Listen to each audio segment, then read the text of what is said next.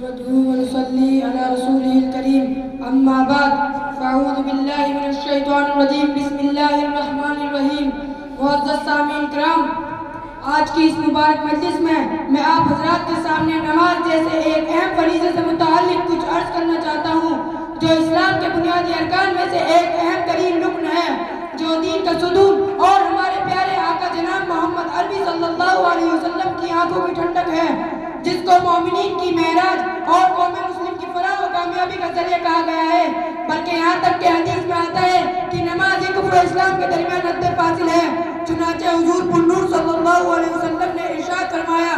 من ترک الصلاۃ متعمدا فقد کفر، کہ جس نے جان بوجھ کر نماز چھوڑ دی تو اس نے کفر کیا، یعنی اس نے کافروں والا کام کیا. کیونکہ نماز میں بندہ اپنے رب کے حضور کھڑا ہو کر اس کی نعمتوں کا شکر ادا کرتا اور اس کی اطاعت و فرما برداری قدم کرتا ہے، اپنی بے چارگی و بے کسی کا اظہار کرتا اور اس کے عفو و رحمت کا طالب بنتا ہے، اس کے قہر و غضب سے پناہ مانگتا اور اس کی رضا و خوشنودی کا طلبگار ہوتا ہے. لیکن جب بندہ نماز نہیں پڑھتا تو گویا وہ ان ساری باتوں سے بے نیازی ظاہر کرتا ہے اور اپنے پروردگار کی دی ہوئی نعمتوں کو انکار کرتا ہے، جو ایک مومن کا کام ہرگز نہیں ہو سکتا، بلکہ ایسا تو صرف کافر ہی کر سکتا ہے. بس اسی لیے حضور پاک صلی اللہ علیہ وسلم نے فرمایا کہ جس نے جان بوجھ کر نماز چھوڑ دی تھا اس نے کفر کیا. محترم حضرات، نماز کی اسی اہمیت کے پیش نظر قرآن کریم کی بہت سی آیتیں نماز کے متعلق آئی ہیں، جن میں بار بار فرمایا گیا اقیموا الصلاۃ، نماز کی پابندی کرو، اور خاص طور پر حضور اکرم صلی اللہ علیہ وسلم کو خطاب کر کے فرمایا گیا وَأْمُرْ أَهْلَكَ بِالصَّلَاةِ وَاسْتَبِرْ عَلَيْهَا، اور آپ اپنے متعلقین کو نماز کا حکم کیجئے اور خود بھی اس کے پابند رہیے. حاضرین کرام، آج ہمارا حال یہ ہے کہ ہم اپنی پریشانیوں، الجھنوں اور مصیبتوں میں تعویذ گنڈوں، محتاج بندوں، دنیا داروں اور دوستوں احباب کو تو سہارا لیتے ہیں اور ان سے اپنی حاجت براری کی درخواست کرتے ہیں، لیکن مالک حقیقی اور خالق کائنات نے جو علاج اور نسخہ بتایا ہے اس سے اکثر غافل رہتے ہیں. باری تعالیٰ نے اپنے کلام مقدس میں ارشاد فرمایا ہے، یا ایھا الذین آمنوا استعینوا بالصبر والصلاۃ، اے ایمان والو صبر اور نماز سے سہارا اور مدد چاہو. لیکن ہم ہیں کہ سب سے سہارا اور مدد چاہتے ہیں، اگر نہیں چاہتے تو صرف اسی سے جو سب مسکینوں کا ملجا، بیچاروں کا چارہ اور مصیبت کے ماروں کا ماوا اور ٹھکانہ ہے. محترم حضرات، اگر نماز پڑھ بھی لیتے ہیں، اگر کبھی ہمت کر کے یا کسی اچھے ماحول سے متاثر ہو کر نماز پڑھ بھی لیتے ہیں تو اس کی یہ درگت بناتے ہیں کہ ہاتھ پاؤں نماز میں ہوتے ہیں لیکن دل و دماغ سیر و سپاٹے اور حساب و کتاب میں ہوتا ہے.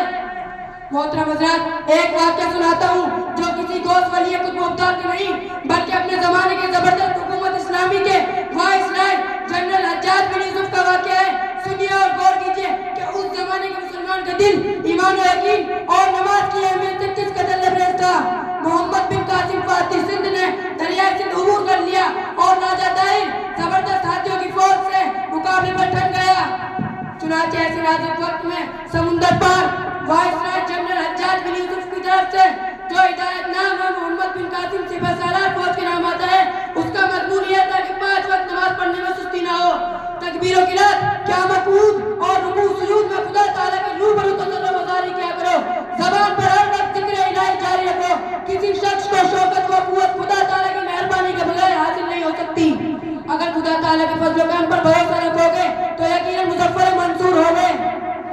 سوچیں، یہ اس شخص کا حال تھا جس کو اس وقت کے لوگ ایک دنیا دار ظالم و جابر حاکم کہا کرتے تھے، تیری نماز بے حضور، تیرا ایمان بے سرور، ایسی نماز سے گزر، ایسے ایمان سے گزر.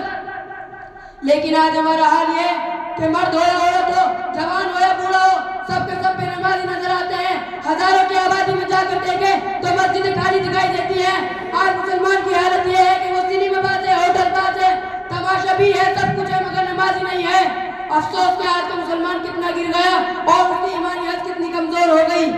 جبکہ پیارے آقا رسول مقبول صلی اللہ علیہ وسلم نے فرمایا قرۃ عینی فی الصلاۃ، میری آنکھوں کی ٹھنڈک نماز میں ہے. لیکن ہم لوگ بے نمازی ہو کر شیطان کی نور و نظر اور ابلیس کی آنکھوں کی ٹھنڈک تو بنتے ہیں مگر اپنے آقا مولا صلی اللہ علیہ وسلم کی خوشی و مسرت اور فرحت کا سبب نہیں بنتے، بلکہ الٹے آپ صلی اللہ علیہ وسلم کے رنج و الفت کا ذریعہ بنتے ہیں. اور اگر نماز پڑھ بھی لیتے ہیں تو ایسی بے کیفی اور بے دلی سے کہ جسے بیگار کرتے ہیں. کہنے والے نے صحیح کہا ہے، جو میں سر پہ سجدہ ہوا کبھی تو زمین سے آنے لگی صدا، بتا تیرا دل تو ہے ظلم آشنا، تجھے کیا ملے گا نماز میں؟ بزرگ اور دوستو، نماز ایسی چیز ہے جو دنیا میں بھی انسان کی زندگی کو پاکیزہ و پربہار بنا دیتی ہے اور مرنے کے بعد بھی آخرت میں نجات کا ذریعہ بنتی ہے۔ حشر کے میدان میں سب سے پہلے اسی کے بارے میں پوچھا جائے گا۔ جس کی نماز ٹھیک نکلے گی اس کا سارا حساب ٹھیک ہوگا، اور جو نماز میں ہی پچھڑ جائے گا وہ آگے ساری منزلوں میں ناکام رہے گا۔ محترم حضرات، ایک مرتبہ نبی کریم صلی اللہ علیہ وسلم نے صحابہ کرام رضوان اللہ علیہم اجمعین سے مخاطب ہو کر فرمایا کہ بتاؤ، کسی کے دروازے پر ایک نہر جا رہی ہو اور وہ اس پر روزانہ 5 مرتبہ غسل کرتا ہو تو اس کے بدن پر کچھ میل و کچل باقی رہے گا؟ صحابہ کرام رضوان اللہ علیہم اجمعین نے عرض کیا نہیں، تو آپ صلی اللہ علیہ وسلم نے فرمایا کہ بس یہی حالت ہے پانچوں نماز کی کہ اللہ تعالیٰ ان کے سبب گناہوں کو مٹا دیتے ہیں، اور ظاہر ہے کہ جب بندہ گناہوں سے پاک و صاف ہو کر دربار خداوندی میں پہنچے گا تو اس کو ٹھکانہ جنتی میں ہوگا۔ چنانچہ اسی واسطے آپ صلی اللہ علیہ وسلم نے فرمایا مفتاح الجنتی الصلاۃ، جنت کی کنجی نماز ہے۔ اللہ تعالیٰ ہم سب کو یہ کنجی عطا فرمائے اور تمام مسلمانوں کو پکے سچے نمازی بنائے، آمین۔ وآخر دعوانا الحمدللہ رب العالمین۔